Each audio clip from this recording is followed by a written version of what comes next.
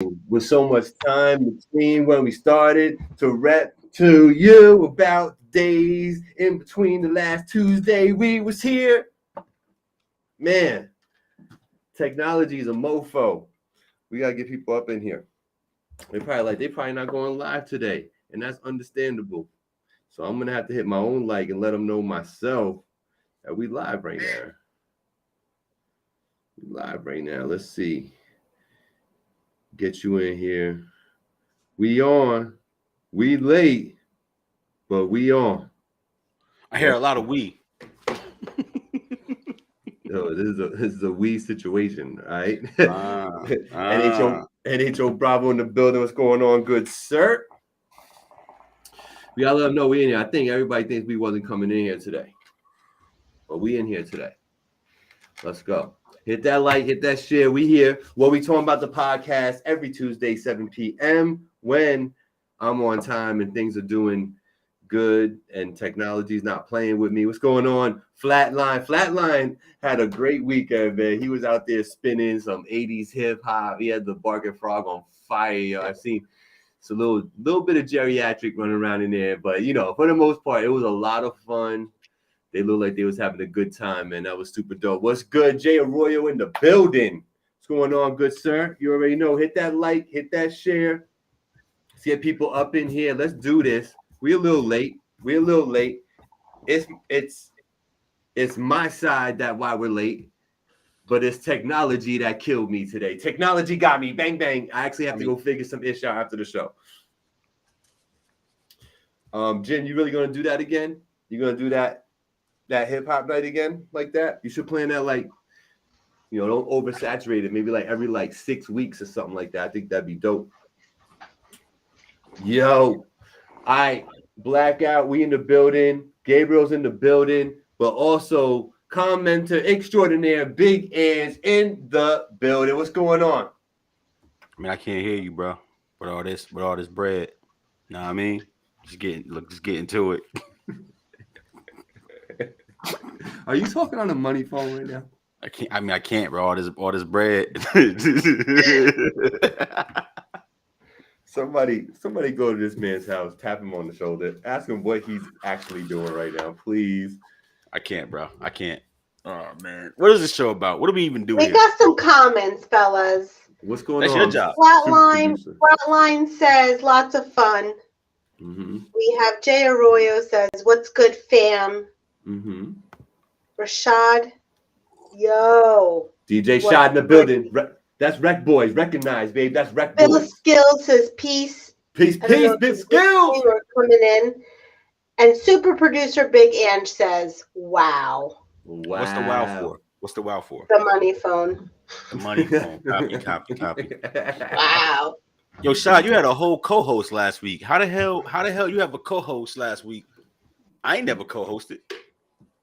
Where he did have a whole co-host. Crazy, the whole bro. show. Whole show. I see what you're doing, Shad. I see you, bro. I see that. Yeah. I ain't out here. All right. What's going on out here, man? I really want to know what happened with my microphone, man. Y'all hear me okay, though? Man, you sound all right.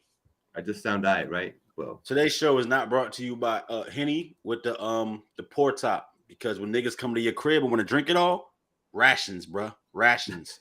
So Henny with the strainer, my nigga. It's lit.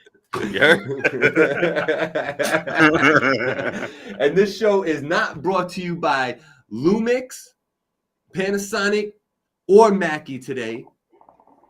But they had a lot to do with why I was 18 minutes late to the show, though. I'll tell you that right now. I'm telling you, technology be getting me sometimes, man. I'm telling you.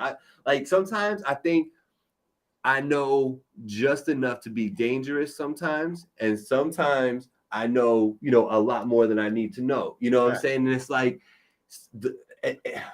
really frustrating sometimes, man. Like, if it wasn't 7 o'clock when I realized nobody could hear me, I could have dealt with it. But it has to be 7 o'clock. It has to be after you do a test and you hear yourself fine and you're listening to videos and the whole night. Of course it happens after that. You know what I mean? So I might be hitting some of y'all up. Give me a little help.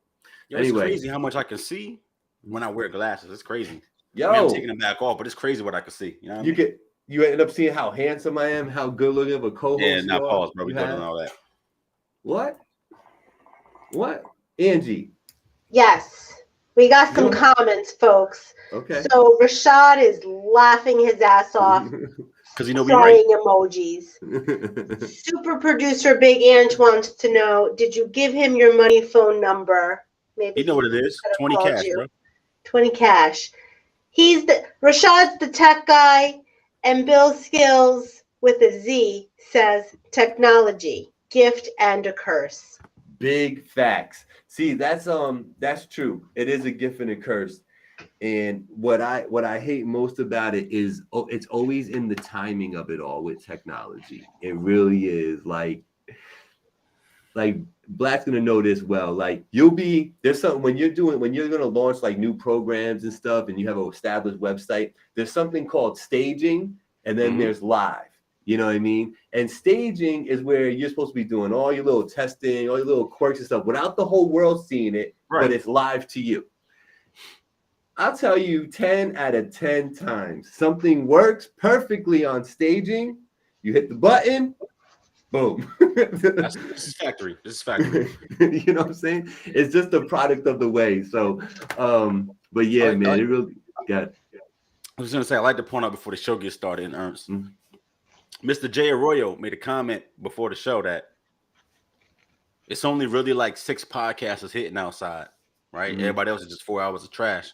Yo, Jay, what camp do we fall in? Oh yeah, I'd like to know. Yeah, I like to know.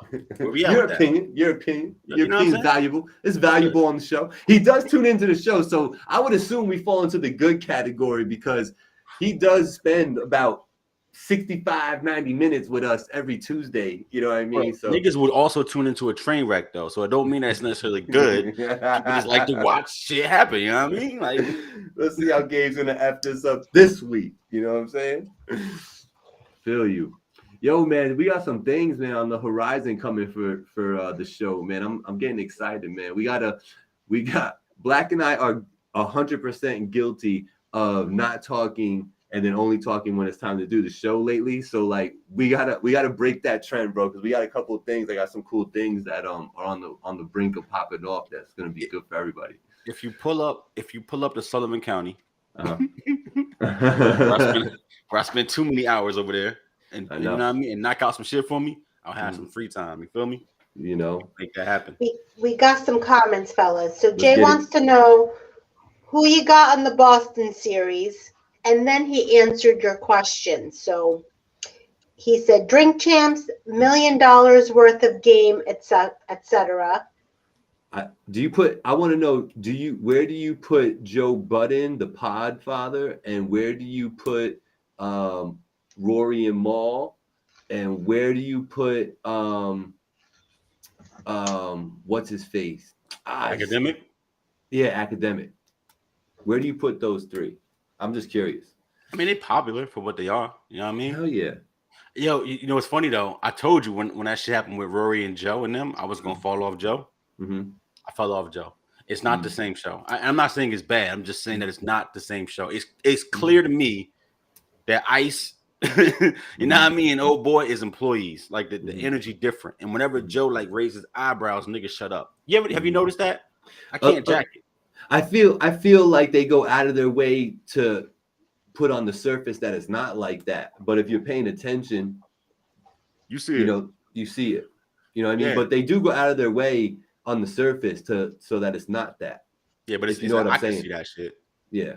Yeah.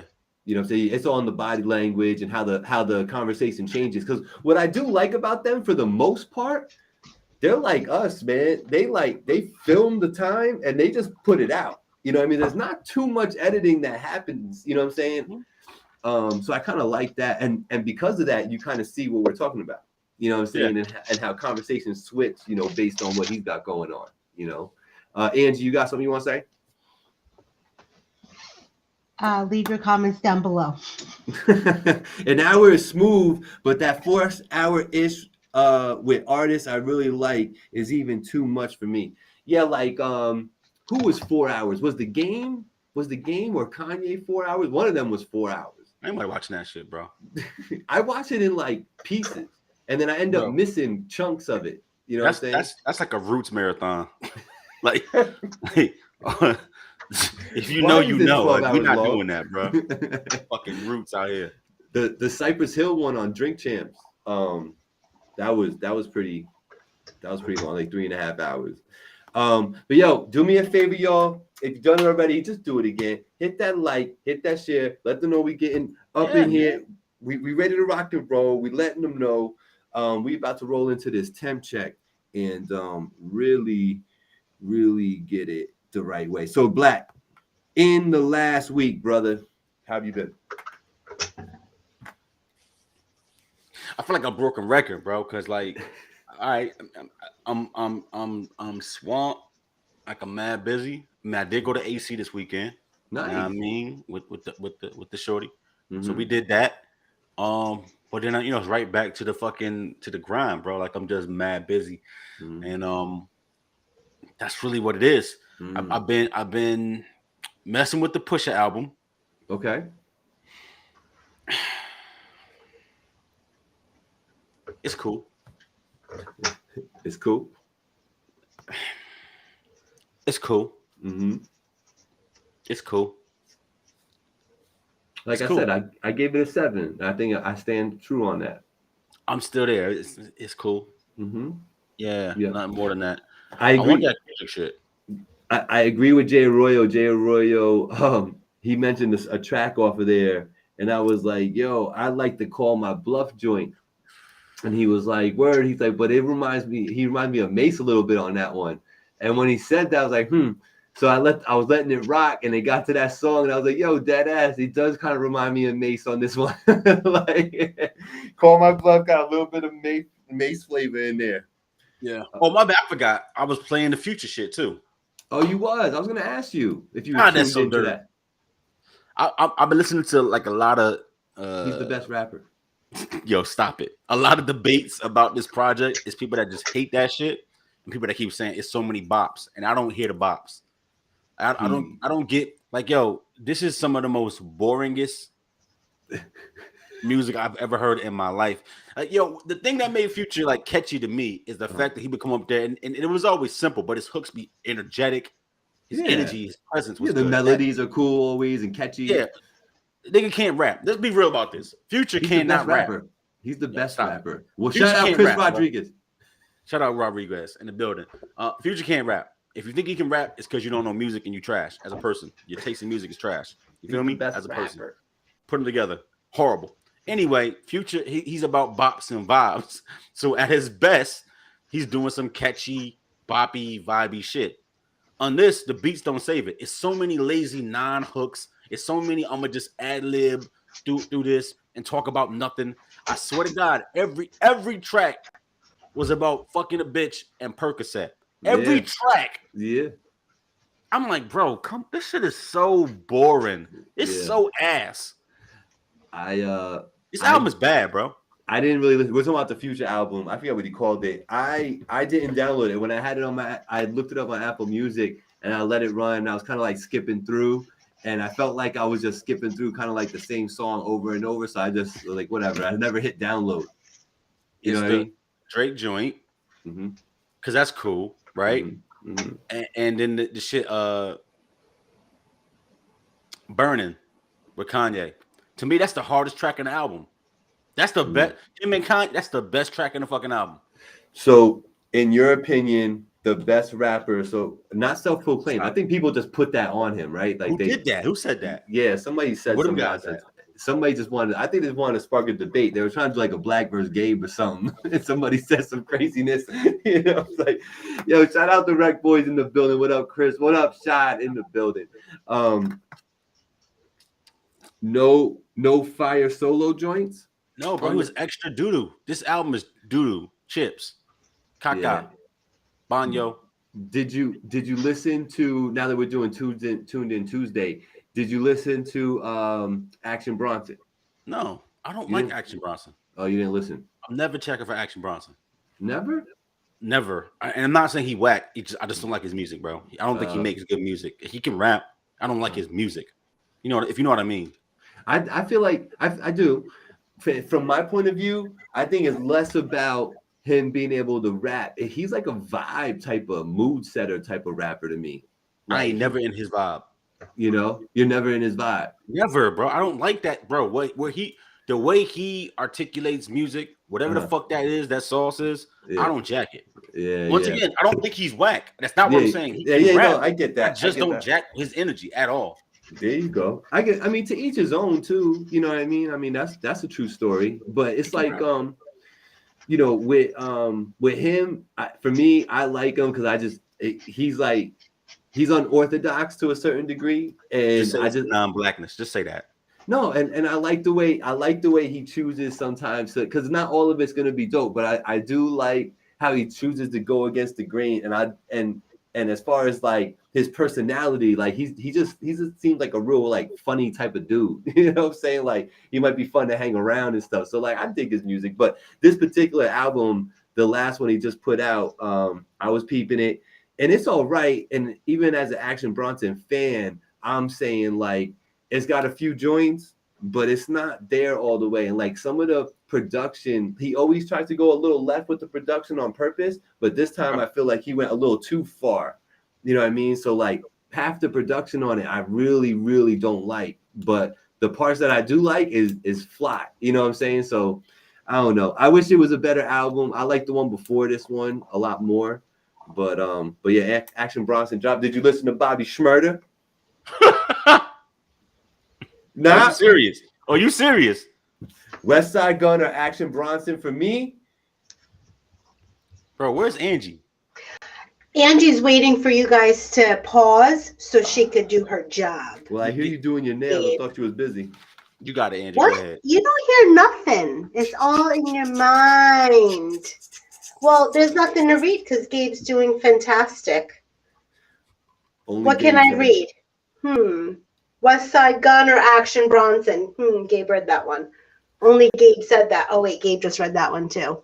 No Fire solo joints? I think Gabe read that one too. I'm caught up. I love the addition of Angie to this show. I think it makes so much sense. She like slaps me around. Yeah. Yeah. She's a no Fire solo joints. No, bro. The ones that he try on, no.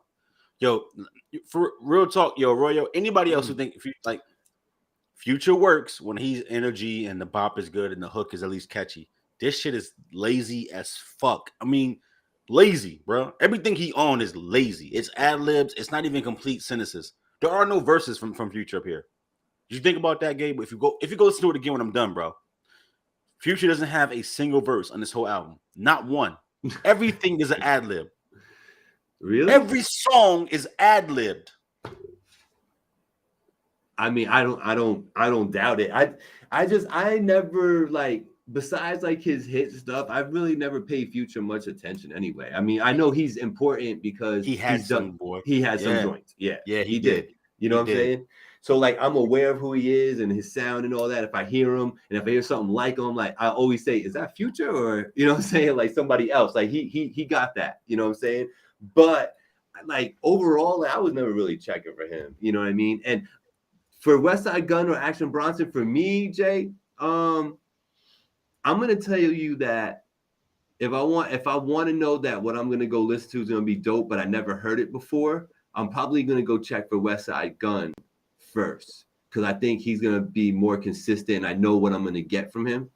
With Action, you know, he's gonna throw you 10 joints, and one of those 10 joints, gonna be way better than the West Side Gun joints, but the other 9 are just going to be subpar. So you know what I'm saying? So like, I think Action has that potential to do like super fly, like transcending type of song where West Side Gun is going to give you that vibe in the moment, like that gutter gangster shit. So like, I don't know. I probably would want to listen to West Side Gun more, but Action's going to bring you definitely a more diverse plate of food. You know what I'm saying? Because he's not so one-track minded like West Side Gun and them are. But that's my take on that. Gun is a low-budget Raekwon. And I'm sticking to that. I'm standing 10 on that. Gun is a low-budget Raekwon. Facts. Not from the rap into the style, not the all voice. That shit. Not the voice. The voice doesn't do it. It's not there. Right, he trash. It's very The different. low budget Raekwon, I don't care. Wait, now is Raekwon a dope MC to you? Like where Absolutely. we at? Oh, okay. Absolutely. Everything ain't about Lyrical Miracle. The way that Ray put his shit together, I fuck with. Absolutely. Yeah. Oh yeah. Well, Ray Ghost reminds me of like Raekwon the third, not even Junior, like the third. That doesn't mean he's never witty. I just don't think he. No, I'm really mad at that. Who West Side? You saying? Gun is like Raekwon the third, my nigga. It's like Raekwon's son had a son, and that's Gun. Who do you only listen to when you're smacked and feeling myself? West Side? Yo, what up? Talking about Future. Oh, Future. Stop doing Angie's job, boy. Before we get fucked up. I'm not trying to get messed up. Listen, Matt Santoro's in the house. He says the boys are back in town. The boys are back in town. Let's go. And It's the commentator. Yo, speaking of Tuesday, brother, have you been watching Ozark? I know you went away the weekend. No, listen, don't do it. That's this weekend. That's this weekend's bop. I'm holding on for a whole week. You I'm trying to say word. Yeah, a whole week because we got to do it together. And right now, our schedules is off. So like we got to wait to do that. Respect it. Respect. Plus I gotta finish Top Boy. You know what I'm saying? And I'm watching Severance. You watching Severance on Apple TV?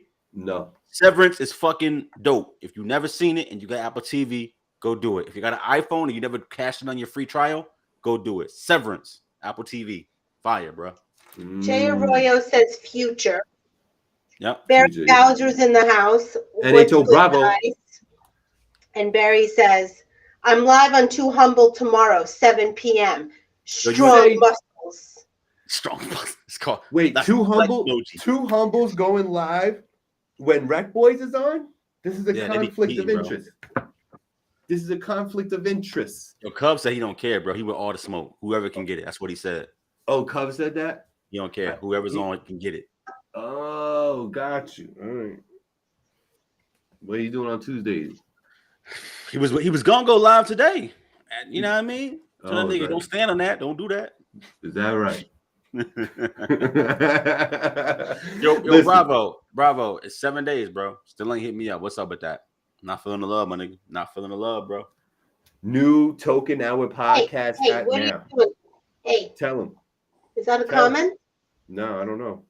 I think it's an ad, so you can go ahead and read the ad. All right. New Talkin Hour podcast out now on all streaming platforms where you get your regular podcast daily. Just type in Talkin Hour podcast to see my man Matt Santoro talking about everything from sneakers to sports to movies to friends, the whole nine. Tap in with them. Those are the dudes. They're going to have a Blackout on the show one day. Yo, no, I'm not reading that. Listen, yo, we did this last show where we just riffed the whole time. Let's get into these topics because you started late and you're not gonna be trying to rush me off at 8 o'clock because you half an hour late, bro. We're getting rushed off today. Yeah, I ain't staying past 8:30. You crazy? I got my shift ends at 8 p.m. sharp. All right. Yo, so, go ahead. Met Gala. Let's get into it. I wrote that. That was my next thing. How you read my mind? I mean, because I know current events like you do. Listen, the Met Gala happened. Yeah. And all I'm going to say is this. I got two things to say about the Met Gala. Number one, I love Cardi B. I think what she's becoming is awesome. And I want to know how to get invited to the Met Gala. I need to be in the building at the next one, man. What do I got to do with this platform to get invited to the Met Gala? We in there. You want to go? I want to go. We in there. I want to go. I got you. Next week we doing a photo shoot. You heard? Mm-hmm. Me and you. Mm-hmm. You're wearing a woman's onesie bathing suit with a tutu. We're gonna be so lit, so viral. In there next year. We in there. Listen, I want to know what I got to do. Y'all tell me, help me get there. I'll bring you with me. You could be my +1. You know what I'm saying? But I need to be invited to the Met Gala. It looked like fun. They was wilding. The styles was out of control. Like, it would take a lot inside of me to not bug out when I see certain ridiculous outfits, but I can be nice in the moment and hold it in. What is the purpose of the Met Gala now? Because it used to actually be about something, and now it's not. It's people wearing weird clothes. Right. It used to be. It's at the art museum. It's supposed to be about the art. Correct, but it ain't. But it ain't. It's supposed to fund donations. I think it's like tens of thousands of dollars to get a ticket to go there. So fuck up. But how did it turn into dudes wearing dresses? Mm-hmm. You know what I mean? And chicks wearing BDSM outfits outside. Mm-hmm. Fashion. It was the concept for the year. I forget what it was. Though. That's not fashion. Yeah. Let Angie get into these comments. All right. So we have Matt Santoro's praying. Sharp. Jay Arroyo says, Russ said on podcast that a reason people sign to a label is to go to the Met Gala. And Matt Santoro said started dressing like Russell Westbrook. You right. No, he there. He is. Yeah. He is. He was, Jay Arroyo, I'm talking about, was watching that Russ interview. I believe we watched the same one. Russ is an interesting dude, man. He definitely has things figured out to make it work for him, for sure. But I think if you try to employ his methods, you may end up falling flat, because I think maybe he's, 1 in 100, 1 in 1,000 type. When you put in that sort of effort, energy, and consistency, even when you put in that energy, effort, and consistency, you still don't make it sometimes. You know what I'm saying? And it just worked out for my dude, man. Like, that's crazy. That's crazy what he got. You got it, bro. All right. So, but anyway, with that part of it, I wanted to also know if anybody got into the, the fact that White Man Can't Jump is going to be redone now. So we're going to skip from the Met Gala to redoing classics. And I need to know, it's an ongoing thing, right? We all know for years and years and years, they've been redoing movies that they should just be leaving alone and not touch it, right? But now they go into White Man Can't Jump. Jack Harlow's going to star. He's playing Woody Harrelson's spot. And the dude from Power is going to play Wesley's part. What is that? What is that, y'all? Do y'all agree with redoing these classics? Like, why don't they just make another movie? Like, why would you make that? Like, you don't got no Rosie Perez. You know what I'm saying? Like, what are you going to do with that? I don't get it. Do something else. I know you was talking about something. I didn't catch the opposite. I was running my mouth, so I'm going to give my point to you. Ready? Mm-hmm. I forgot one album. That Vince Staples album. Mm-hmm. Y'all go run that. That shit is good. Mm-hmm. Vince Staples. Did you listen to it? Mm-mm. I've never been like a big Vince Staples fan. Mm-hmm. His album he just dropped. Mm-hmm. I fuck with that. Yeah. Yeah. He's a big fan of the Joe Budden podcast, so they talk nice about him all the time. Yo, I like the project, dude. Mm-hmm. I do. Mm-hmm. I was surprised. Mm-hmm. I don't really jack his shit either. It's more like weird backpack rap normally, but this shit was like, I'm cool. Yeah. I like it. I'm gonna have to go check it. Check it. Vince Staples. Yeah, I've been hearing good things about the homeboy, and I just need to open up sometimes a little bit more, and just listen to other stuff and just, because it's all. I don't want to get all technical, but it is about like frequencies and all that, and what rests easy on your ears and what's appealing to you. So, sometimes when something's new, it's not that you don't really like it. It's just that you just haven't caught the vibe yet. You know what I'm saying? So once you catch the vibe, then you're like, oh, okay, I got this. You know what I'm saying? But yeah, no. Vince Gala. Before you move forward, my point of the Met Gala was that Kim Kardashian was looking weird. Yeah, in the white, she was wearing Marilyn Monroe joint. She like bleached her hair and shit, and like bro, she looked weird. Yeah, like she looked like she been not eating. She always looks like that. Yeah, she always looks like that. She looked extra sick. She looked extra sick the other day. No, I'm not a bad, like, she's naturally attractive, but she didn't look good to me. Does that make sense? Like, she looked like she needed a sandwich. I'm saying, man, she got to be stressed out with all this stuff, and that's part of my tuned in for the crazy world is like with this whole Pete Davidson and Kanye and all this nonsense. I'm sure she's going through it right now. She's losing sleep over this bullshit. I'm 100% sure. Yeah, so we have some comments, right? So Jay wants to know, Vince is dope, but I like Russ. I don't listen for some reason. But back to the relevant topic. Matt Santoro says, my wife said she had to lose weight to get into the dress. Super producer Big Ange said she lost 15 pounds in 3 weeks to fit into the dress. How do y'all know that? She was on IG saying that? That was vintage Marilyn Monroe 1962 Happy Birthday Mr. President dress. I peeped that. What I'm saying is, like, if you got to drop 15 in 3 weeks, you basically didn't eat because your body don't work that fast. She said no sugar and no carbs for 3 weeks. And after the Met Gala, she was going to have a pizza and donut party. Okay, that's crazy. Bro, I'm not finna starve myself and look like a zombie to wear a fucking dress. Yo, Lizzo looked ridiculous. Lizzo always looks ridiculous. No, that was bad. That was extra. Now. That was now. Oh, hold on. Why can't I say that? And I'm not saying about her size. I mean, she just is ridiculous. Like, you can be a bigger woman and still carry yourself in a certain kind of way. I don't care about her ridiculous than Cardi. Yeah. Cardi's equally ridiculous. Y'all love her. Cardi? I love her too. No. Cardi looks good in the shit that she does. Yeah, exactly. Lizzo looks like she went to the closet, fell in, tripped on a pair of shoes, got 2 shoes on her hand. If you had 2 hoodies, caught a hanger on this arm. Who, Cardi? I think she's getting better. Yo, Cardi got the original BBL from Dr. Miami. Now everybody doing Cardi. Add 200 pounds to Cardi. What y'all think? Lizzo, but that's not the point.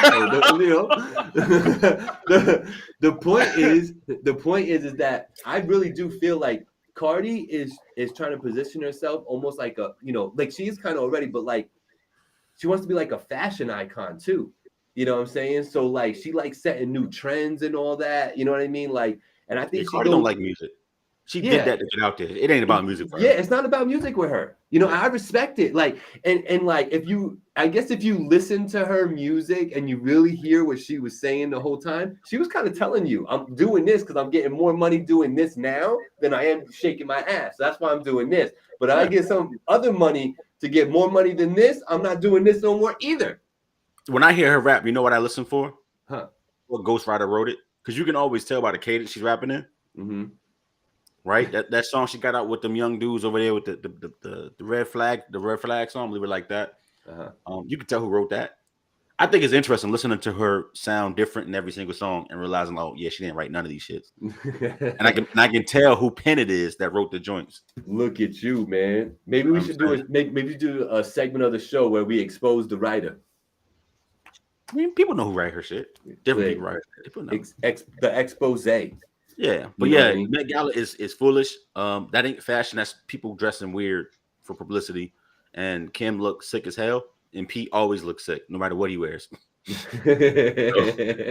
Yo, but right there, stay right there. There. All right.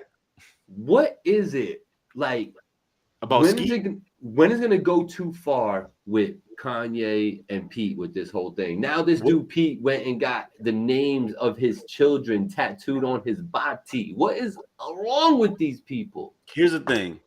Everybody know that Kanye ain't a gangster. Mm-hmm. So, like, remove Kanye and put Puffy there. Mm-hmm. I'm not saying Puffy's a gangster. I'm just saying it's Puffy. Mm-hmm. 7 niggas, 7 goons would have been at the Met Gala and would have shaved that shit off of Pete neck. You feel me? Like, it's just different energy. So I think it's super disrespectful to me because y'all niggas been outside for 30 days. Like, it ain't like you really about nothing. You don't notice women like that. Y'all don't got history like that. Those ain't your kids. You're doing the most for attention. You trying to like be slick and doing some public shit. It's disrespectful to me, right?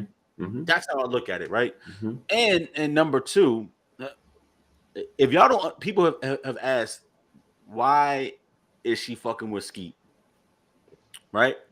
And what goes around in circles is that Skeet is like,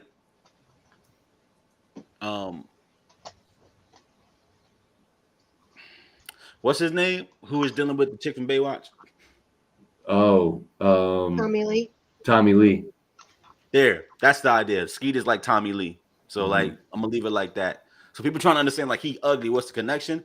That's been the thing in those circles is that he like Tommy Lee. So that's where the connection comes from. Because it ain't because he plays great drums. I mean, come on, stop it. Stop. Yeah. Apparently, listen, EBK Sosa said Sosa in the building. Like Pee looking like Beetlejuice. Word 2. Bro, he is Beetlejuice. Look, I like Pete Davis. I think he's funny as fuck. I think the whole situation is weird, and I think I understand why he's trying to do something to respond. Because having your name dragged through the mud for simply dating somebody is kind of fucking trash, right? At the same time, that ain't the appropriate response. Like if that was me, I go poke the nigga in the neck. You know what I mean? Listen, all props. If you listening, FBI, all props. But I go poke the nigga in the neck. Doesn't part of you go, those aren't real tattoos? Like he's just doing that to get it right. You think he really did that? Bro, have you seen his tat collection? He had all kind of weirdo shit in his body just cause. Now he really about that. Yeah, he was really about that. Angie, you got something to say? Listen, Matt Santoro said Peter Juice. EB Sosa says, my bad. Can we talk about how he changed his name to Skeet? Officially Skeet. Michael Spud Russenberg, holla if you read this. Holla if you read it. We got Spud in the building. Comedian extraordinaire holding down. We have Matt Santoro saying it's weird, don't know these kids, and EBK Sosa, let me stop. I just came in at the perfect point. Yeah, yo, I'm glad you stopped by though, brother. But make sure that when you stop by, you hit that like, you hit that shit. You let people know that we up in here. Let's go. Hit my jack. There's an ad, Gabe. You gotta read an ad. Hold on, yo, Sos, hit my jack. Hit me a messenger, bro, so we can connect. You and the wife, all right? Go ahead, Gabe. Rusty says he got an open mic right now. So Rusty hosts Sick Bastards, I think it's called, every Thursday at the Holiday Inn Express. I think it starts at like 7 or 8 p.m. They get down as an open mic for some comedy. They get down, they do their thing. You know what I mean? He said it's going on right now. Yeah, but no, it goes down Thursdays too, because he was talking to me about that at the barbershop. But I guess he might be something else going on right now. So, but Rusty was thinking about coming on and relieving Angie from time to time and being the commenter extraordinaire. So that might be interesting as well. So tap in for that in the future. Mike, if you're gonna do that, bro, you don't get no jokes off. I'm the funny. Listen, hold up. I'm the funny nigga on this show. Come over here with the bullshit, bro. I already know. Don't come up with it. Listen. Don't get roasted by Mikey, man. He's pretty good with his joints, man. He's pretty quick with it. So anyway, the last thing I wanted to bring up was I was actually talking about it when you cut out and came back in. Yo, what's up with these people wanting to redo classics, man? Can we just leave movies like White Men Can't Jump alone and not redo these type of movies? Like, are you with me on that, or do you not care that they redo them? No ideas original. It's nothing new under the sun. It's never what you do, but how it's done. No, we've been doing the same shit forever. Of course, the shit that we grew up on is right for the picking. Like it is what it is. So I don't think we got to leave it alone because we get no, like that's just what it is.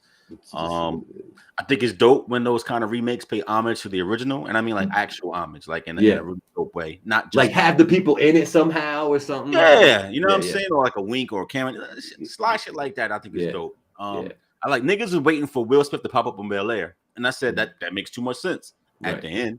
I mean, he can do it now, but at the end. Because dudes is like, oh, did you watch Bel Air this season? Yeah. People talking about, oh, Will Smith the father. I said, that's the dumbest shit. Like, oh, he from Philly and went to Bel Air, Uncle Phil, and then his son that he abandoned did the same shit. Like, fuck out of here. But him showing up in a different role at the end makes perfect sense. Shit like that. I think you do huge shit like that.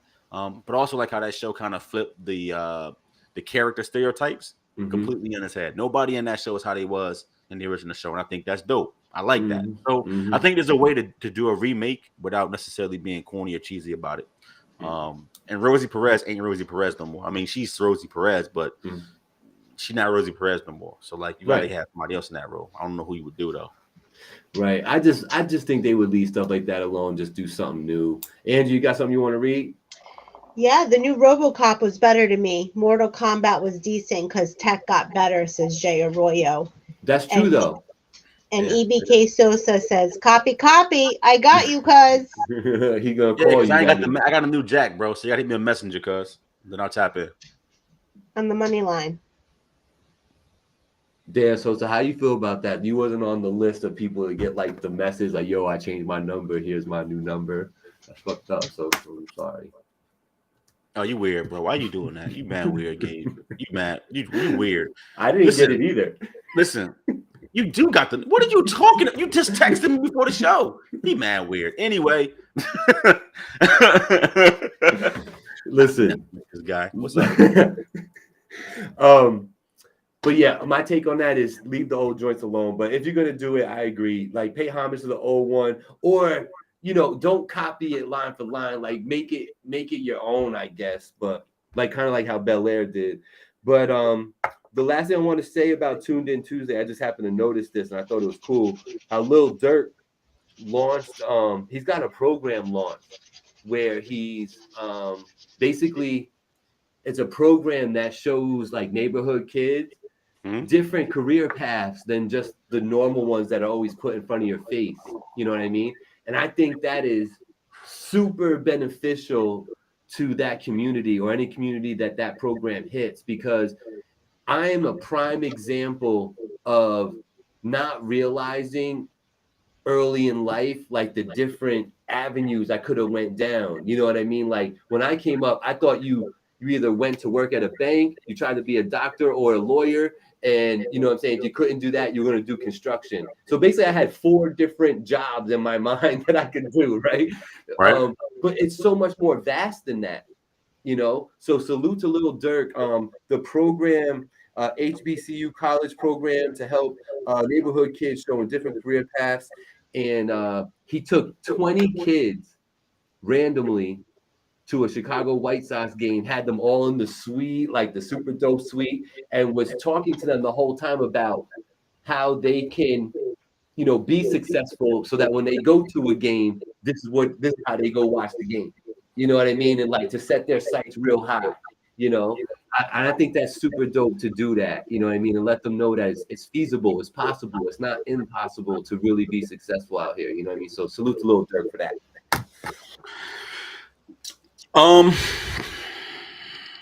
You don't want to hear my take on this. You're not gonna like it. What? Tell me. Why are you flexing for 12-year-olds?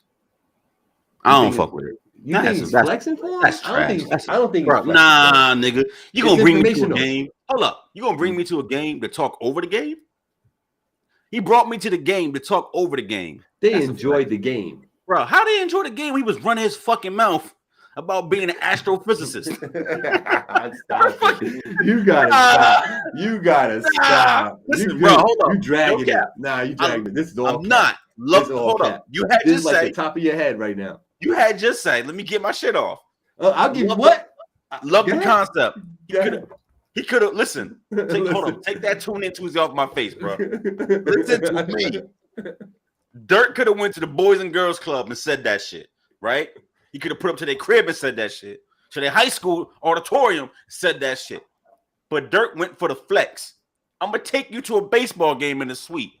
This going to cost me, I don't know, 20 racks.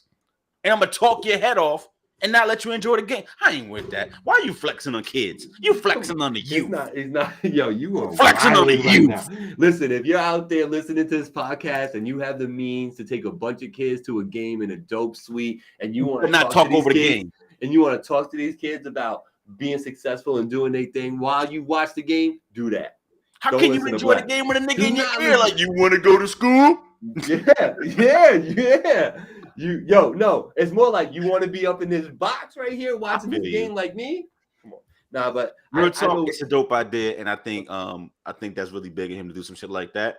But I also think that the nigga who keeps saying in every song he about to slide for Von is then telling you to go do some shit that's positive. Like you gotta kind of put the two together. It's weird because he talking about. And I brought that out specifically because that's what I mean. Like, that's not music, right? It's music, but it's not music.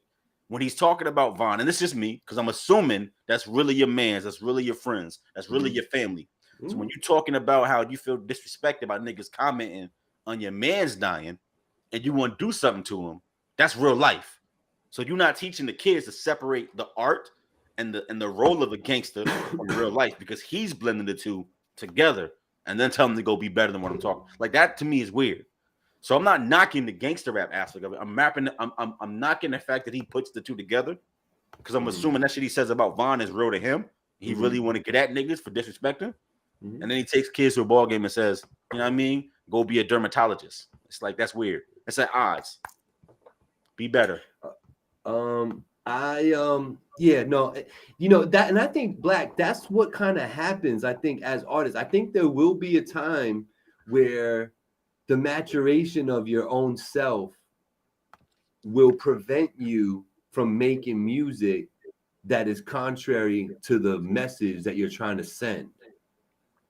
I feel like as long as you acknowledge that when it comes to hip hop, I'll just talk about hip hop. As long as you acknowledge that what you're doing in the booth is a form of not role play, but like caricature, right? It's art for the art's sake. As long as you're in that space, you can be 50 and owning businesses and employing people left and right, and then drop a song about spinning the block. That it doesn't bother me the same way. It's different if you say that, you know what I mean? My brother died, and niggas that got him, I'm gonna go kill him. I think it's different. You see what I'm saying? It's different. I don't mind you playing the character and making music, no matter what your actual day-to-day life is. It's the blending of the two. Because nobody believes you out on the block with Dracos when you Lil Durk and you at concerts. Like you wasn't outside last night pitching weight. We saw you at the Barclays. So we know the difference. You understand what I mean? We get it. It's a character. It's a soap opera. But don't then turn around and say, I'm about to spin the block for real for my homie Vaughn, and then go tell the kids to be a dermatologist. It don't work. Yeah, the contrarian part of that just makes it confusing altogether, and then it's not received the right way. Nope. You know what I mean? It don't like almost like, not that it falls on deaf ears, but it doesn't deliver the consistent message, so you're always gonna have mixed results. That's how I feel. Yeah, no, I get that. This is what I want to ask you, and I'm gonna move this conversation into where's the crazy world? Where the crazy world go? So, crazy world. This is what I want to ask you before we bring Enzo into the building, talk about his song, When You Least Expect. So stay tuned for that. We're about to do 3 the hard way. Make sure you hit that like, hit that share. OnlyFans.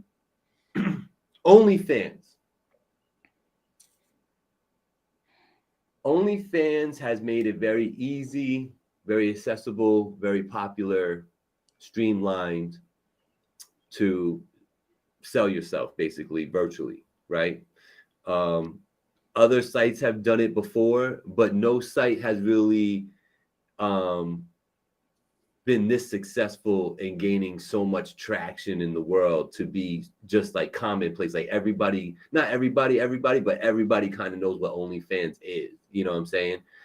As opposed to like a porn site that has like a chat room and that type of bullshit. Like, you know, us, you know, porn watchers, we know that's there, but the everyday person knows about, you know, OnlyFans.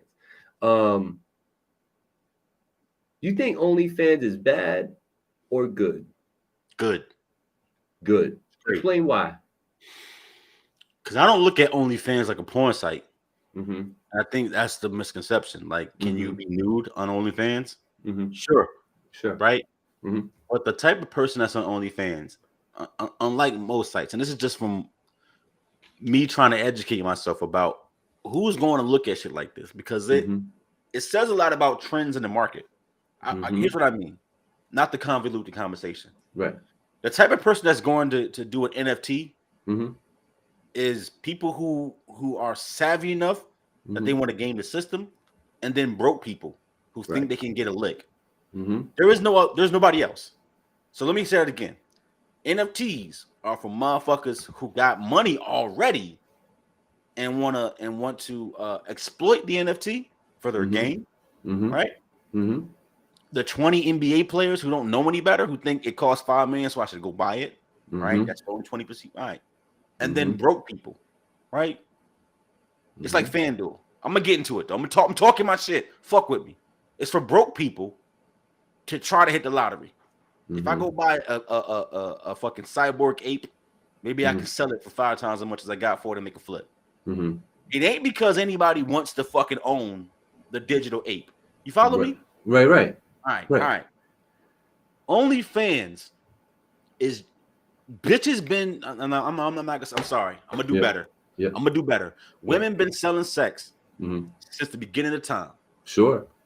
Great, cool. Maybe not Adam and Eve, but right after the motherfuckers, it was going down. Cool.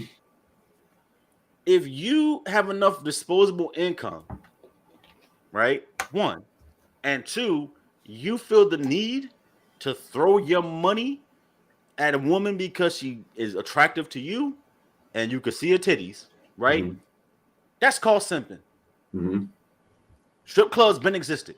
If I can make way more than a strip club without having to actually go dance and fuck my knees up, great for you. Or get touched. Correct. If you want to do porn, if you want to watch porn, that's free on the internet. Hold on, follow me, Gabe. That's free on the internet. So people who just like to jerk it, they go to the internet for porn. The type of person who goes to OnlyFans to throw money at women is the same broke person who's playing the lottery ticket there. They think if I throw enough bread, I'm gonna get your attention and you're gonna actually fuck with me. Follow what I'm saying. It's like trying to play the lottery. That's super simping. It's super simple. Like bad. Hold on, you follow me now, right? Yeah. If you just want to see ass, that's free on the internet. I can Google butt and it's outside. Yeah. But you go on OnlyFans to try to shoot your shot at women who's treating it like a strip club and you treating it like Tinder. You're dumb. So no, absolutely. I think it's good. Separate the clowns from their bread. Do you, sis? Eventually, the bubble will burst, and niggas will realize this is dumb. At least at a strip club, I can touch a butt, right?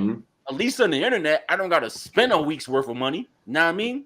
Here, I'm just simping with none of the benefit. Do you, sis?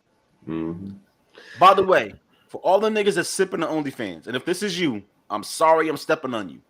If this is you, though, I ain't heard of one nigga who actually got the girl by simping on OnlyFans. Not one. I've heard of no relationships started from OnlyFans. I'm sorry, it ain't happening. No, I agree with the sentiment in the comments. You know, it's a hustle. It's a different form of a hustle, J. Royal says. But Sosa says, oh, she's still around. I thought she checked out. It's about to be her birthday time. Talk about it. Talk about it. Hello, it's just a hustle from Jay.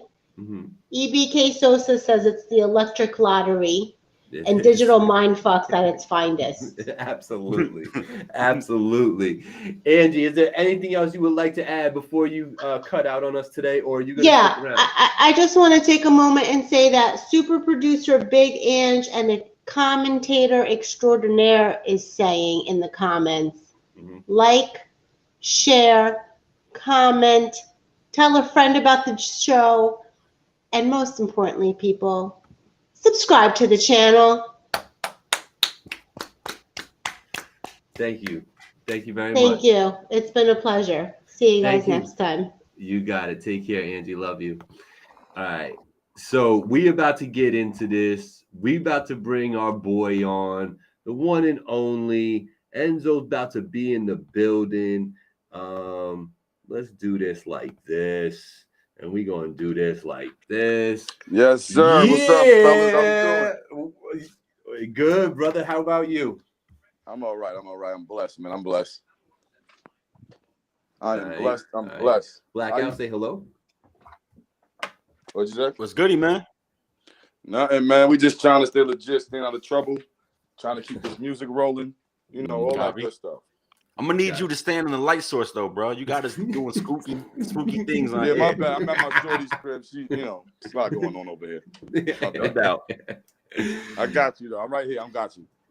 Enzo, talk to us a little bit. And thank you for joining us on the show. Really do appreciate you. I know you're always out there working.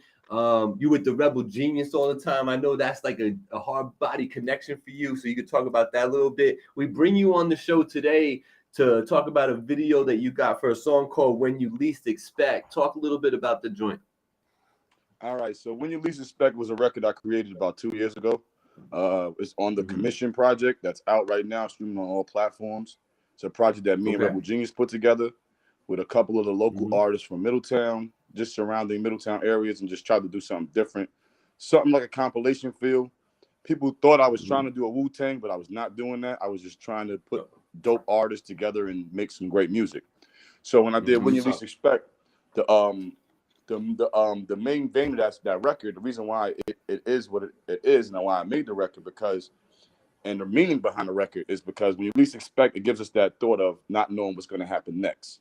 So when we get into this way of living and we get into this life, you never know what's going to be around the corner. So you got to be bracing yourself for everything to come. So when you least expect, the chorus speaks for itself. Build on, build strong when you least expect. You know, do what you got to do to make sure that you are building towards something, because you never know when something might hit you that you're not ready for. So, like, you know, Gabe, a lot of my records, I can give you context behind it. I can give you meaning behind it. I can give you the feeling where it derives from and the origin of it all, because I got feeling behind everything I do, and everything comes from somewhere. So that record has me, Rebel Genius on the chorus. He originally had a verse, but I cut that verse short because the chorus is his verse. He started the verse, and at the point where I thought it was good, I told him to stop it. That's the chorus. So that's where the chorus became the chorus. And my boy Riot, that's my guy. He's doing a lot of things. He's getting better with the music, and now he's about to put out a project himself. I'm happy to see artists like that who start with me, who really didn't know how to like record as much, or didn't know how to punch, or how to put a song structure together. And now to see this guy doing what he's doing, I'm like, those calls, Gabe, are invaluable. Those are the calls that we don't talk about. Those calls that these local artists give me that say, yo, B, I didn't understand what you was doing. You was on one. My bad. I apologize. I didn't understand the moment. I'm better now, yo. And I respect you for still doing what you were doing with us not knowing what the intention was. So, you know, When You Least Expect was more of a, I shot the video because it was a record that meant something to me. I didn't shoot the video because it's a hit record. It's a record that's going to play on the radio. I didn't do that for that. I did that because people asked me about that record and it meant something. So I felt they needed some sort of visual. Now, let's go to the flip side. I got mixed reviews about the video because, as people know, I do big videos. I do small videos, Gabe. You know that. Oh, now, some of the videos I have done in the past have been big production videos. So when they do a video like this in Washington Heights, off the cusp, where we just was trying to get the aesthetic of a graffiti feel and more of a hard New York feel, people got, the video wasn't good. The colors were off. You guys were wearing too many different colors. Why did you guys do the video there? Why'd you do that song? If I could tell you the list of things that came from everybody who doesn't have nothing to do with the situation, I could go on for days. Well, video guys, everybody, go ahead, Black. You want to say something? I was gonna say we got a great opportunity here to play that video for the people. And let them see what they think about it. Let's play this one, Enzo. Let's get this one popping, and then we'll come right back and we talk about what they saw. All right, let's go. Thanks.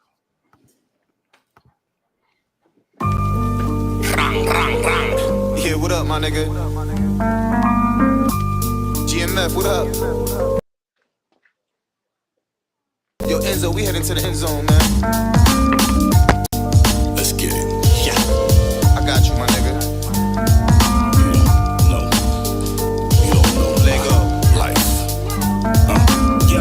Build on, build strong with it. Dream on, keep your visions met. When your visions met. I'm stuck in a trance, I follow the plan. Hear the whistles when I talk, kept me in a foul stance. Knowing that I got a fiend that'll pop you for a bag of tan. Ride with the oath that kept me solid and hope. Gotta get a pot of gold. I sold a lot of eighth to get to that break. My style won't be copy the clone. Rebel, so I should leave him alone. You a cat in the cat house, I decided to leave you a poem. Real dog shit, you wasn't speaking my tone. Ready to go hog shit in the gauntlet. Somebody begs for mercy and I call reinforcement. The meek shall perish and the sums will be enormous. Another day in the life of a jack boy flossing. An animal, I tear shit up and leave no prints, no trace. Give him no tips, it's time to give it up for the boys being cautious. Yo, Build on, build strong, what they least expect. Dream on, dream long till your visions met. Life is but a silly bet. Loaded dice is loaded deck. Living chances, cheating death. When you rolling, no regrets. Build on, build strong, what they least expect. Dream on, dream long till your visions met. Life is but a silly bet. Loaded dice is loaded deck. Living chances, cheating death. When you rolling, no regrets. Life ain't sweet, the love I don't need it. Mind over matter, best believe I gotta exceed it. Money, yeah, I bleed it. I'm plotting on success, yeah, you fucking with the best. Put the S to your chest, acting like you got an S on your chest. Hard work and plot less, riot finesse. Hard lessons turn to blessings, really learn the message. Feel my pain through my expression. Suicidal, yeah, I hope you read your Bible. Do it for the word, not the title. Higher than the iPhone, niggas rats like Fiverr. Yeah, they claiming that you're idle. Fuck bitches, yeah, it's all about survival. I'm gone, nigga. Yo. Build on, build strong, what they least expect. Dream on, dream long till your visions met. Life is but a silly bet. Loaded dice is loaded deck. Living chances, cheating death. When you rolling, no regrets.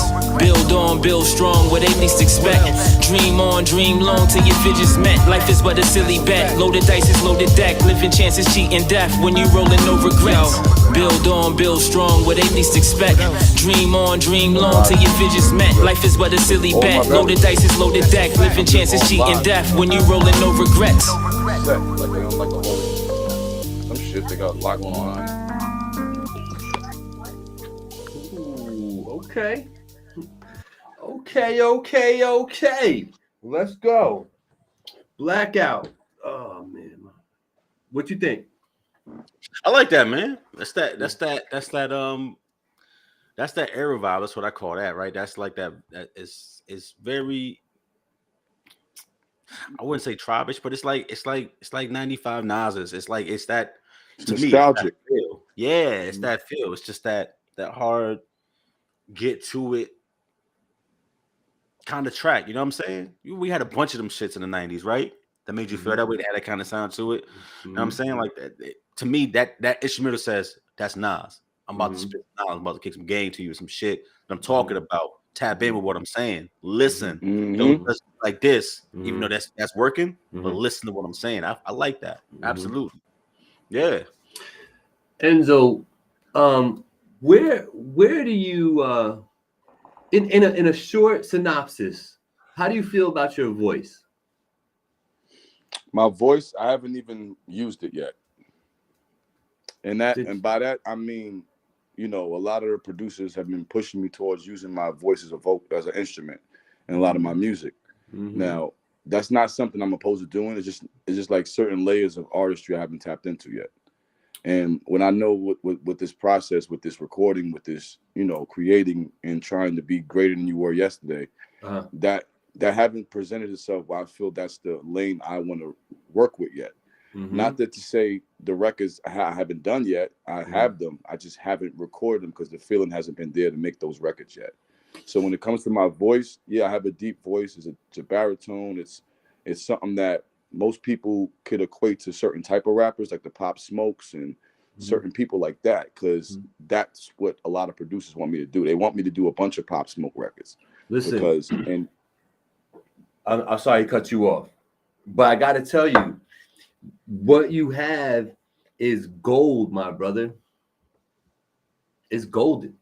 You got the voice, bro. You know what I'm saying? You got the perfect frequency for hitting these beats and rapping that way in the studio, bro.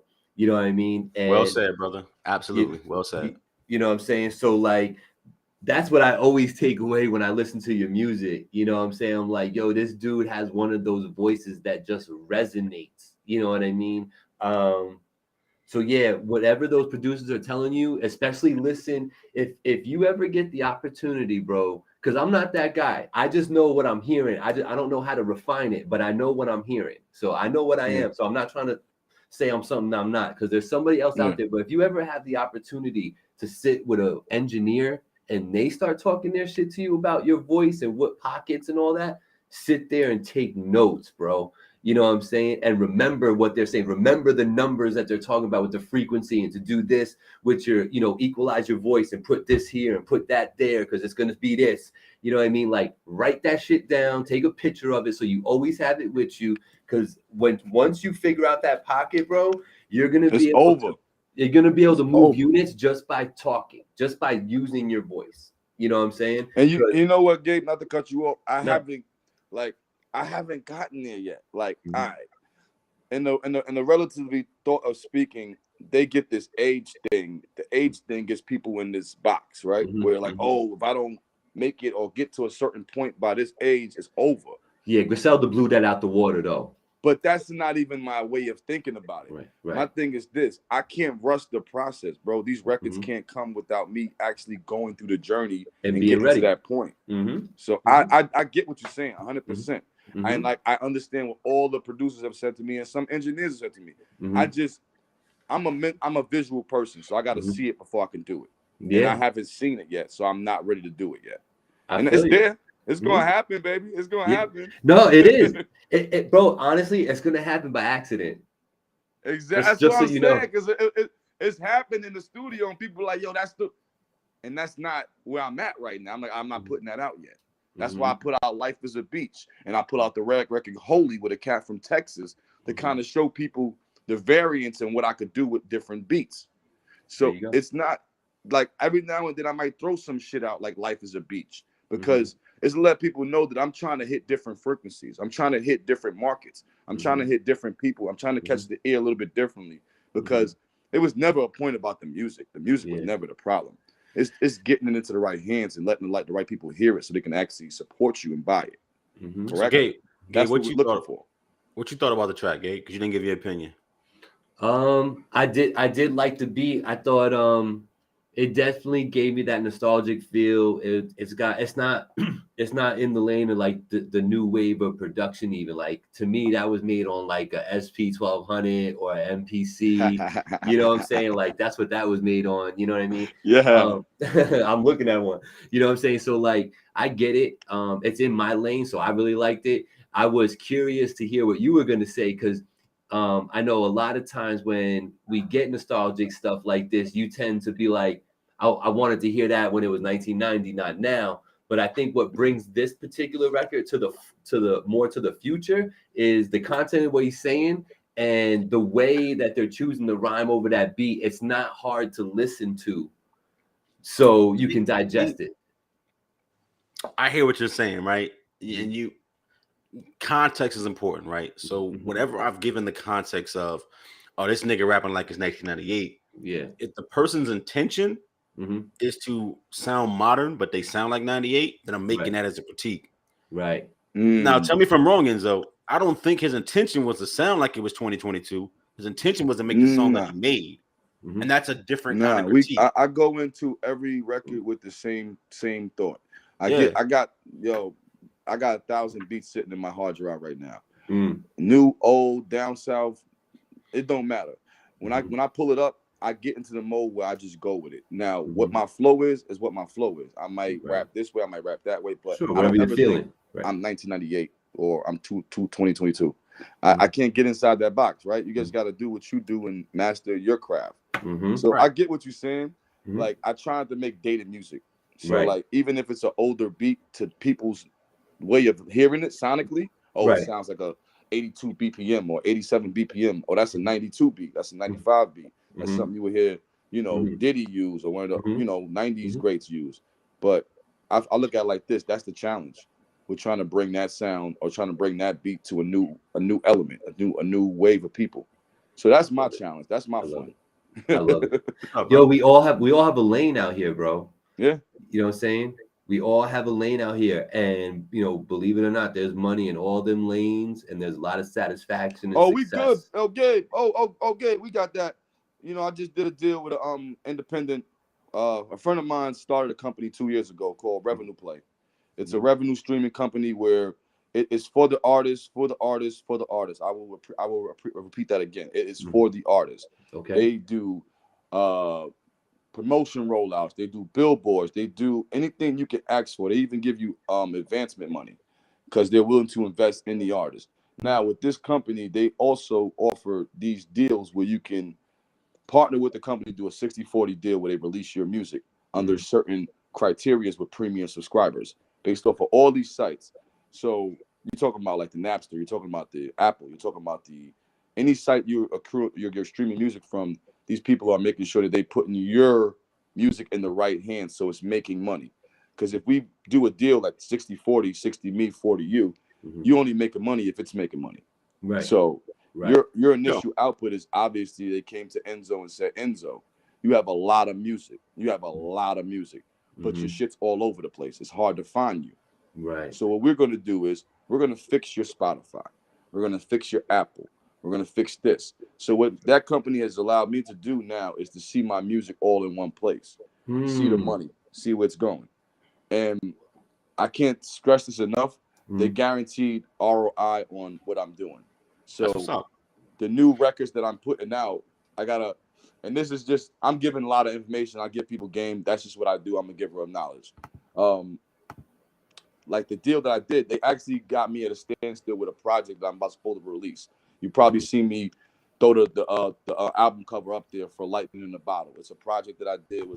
It was a concept piece where I put 6 songs together that I thought were just different. They didn't have no one feel project to it. They pushed that project back 2 times already. So just to let you know, these companies are chasing singles. They want you to be single bass driven. They hate that I do projects. They hate that I do EPs. They want me to do singles because it makes them more money. Now, if you're independent like me, right? Most of my music up until this point has been 100% owned by GMF Enzo or Rebel Genius, one of the two. So now what we're doing with this deal is to allow the 100% owned material to increase, which I do see behind the records I'm releasing with the company. That's what's up. So, Yo, Enzo, what's the name of that platform again? One more time. Put it in the That's comments. called Revenue Play. It's you can find it on. You can just type it in online. It's a whole distribution music. It's just like Apple or one of them other sites. But what this company does, it cut the middleman out. Got you. Revenue Play. I appreciate that. We don't normally let people cut promos like that, bro. Because we ain't getting no coins. You know what I'm saying? No, you know why? But no, I feel you. You put it in the host. RevenuePlay.com. You know me. If it was something that was going to make money, I wanted to offer it to every artist. No doubt. And honestly, it's something for everybody. So that's why I figured this is the perfect platform to mention it. It's a friend of mine who started the company from nothing, and he actually seen it grow. So the artists that are in touch with, they have been paid. I repeat, they have been paid. These are independent artists, 100% that are eating. Got it. RevenuePlay.com, y'all. The link is sitting there in the comments. Listen, Enzo, I was a fan of that track. Like Gabe would tell you, I'm a big critic when I feel like some shit is like not in a proper lane, but I think that you hit the nail on the head with what you were trying to do. That's how I viewed that track. So I like that energy. I like where you was at, brother. Good shit. And like Gabe said, your voice, the sound, the tonality, whether you're doing pop smoke music or not, doesn't matter. You have a sound to how you rap, bro. So I appreciate and I respect that. You heard? Yeah, absolutely. I appreciate y'all, man. For real. Grinding, King. Do me a favor. What's the social medias? What's your social handles? That's Enzo, NZOE _ Hoggafini. That's HOGGAFINNI. Find me on G.M.FINC YouTube channel. Just tap in. We going up. We got a lot more. Life is a Beach video coming soon. We going back to Miami, Gabe. We going back to Miami for that one. you know I love Turn Miami. it up. That one's gonna be shot by Point Blank BX. One of the best shooters in the game. Listen, me and Wifey love us on Miami. Shout out to AK40 Devin in the building who tuned in late, and Jay Arroyo and a few people up in here. They liked your joint, man. They were saying, Jay, what's up, Jay? Jay Arroyo, shout out everybody at 845 doing music who show Enzo love, because I show a lot of people love. We don't always get that in return, but I am doing a couple of shows for the artists. So if y'all down, man, I'm down. Tap in with me. I always want to work, man. That's what's up. That's what's up. Enzo, man, thank you, brother, for joining us today. I wish you all the luck with your future endeavors and Revenue Play and all that good stuff. And make sure you let me know when your projects are dropping so I go ahead and share and give a listen. You know what I mean? Hey, Gay, I want to see if you're available June 3rd. I'm doing a show. It's going to be a couple of artists, different artists, Cans from Poughkeepsie, a couple of artists y'all know, y'all may not know.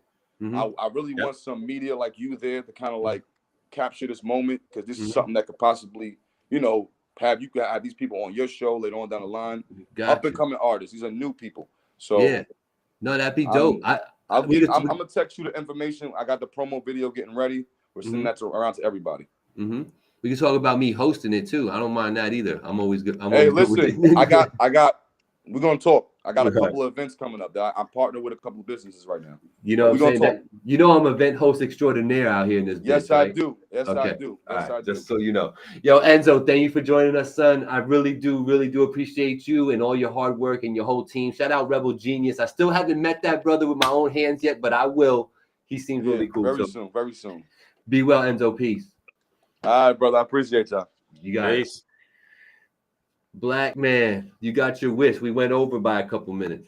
Cut it out, bro. I'm about to go eat dinner. You hear me? Are you hungry? I'm about to go eat dinner. Are you hangry? Yo, Gabe. Yeah. I love hold up. I love my peoples. I love the supporters. You already know how we give it up. Every Tuesday, we talk about the podcast 7 p.m. Eastern time. Tuesday nights. You feel me? Cool. I'm about to go fucking eat dinner though. Heard me? So Gabe, take us home. All right, man. Yo, today's message is once again, we're gonna go back to it every time. Is love your people. I can't stress that enough.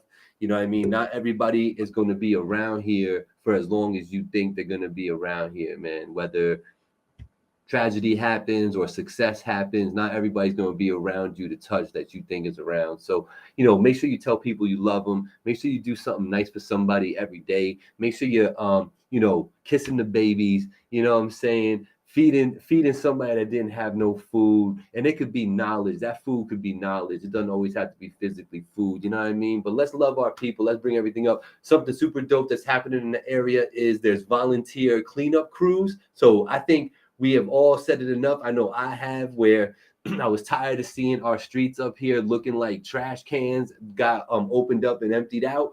And yo, I've seen people working on the roads, man, and taking garbage out and bags, and I've seen signs for volunteering. So I think, you know, me and wifey, I might volunteer our time for an hour or so and go clean up our little street over here because there's some garbage there, and I'm talking you know what I mean? So glad to see that. Love you people. Thank you for tuning in to What We Talking About podcast. If your first time tuning in, make sure you hit that like, hit that share. Make sure you go to YouTube and subscribe to the channel on YouTube and Facebook. So make sure you do that. Thank you for tuning in. We out, baby. Peace.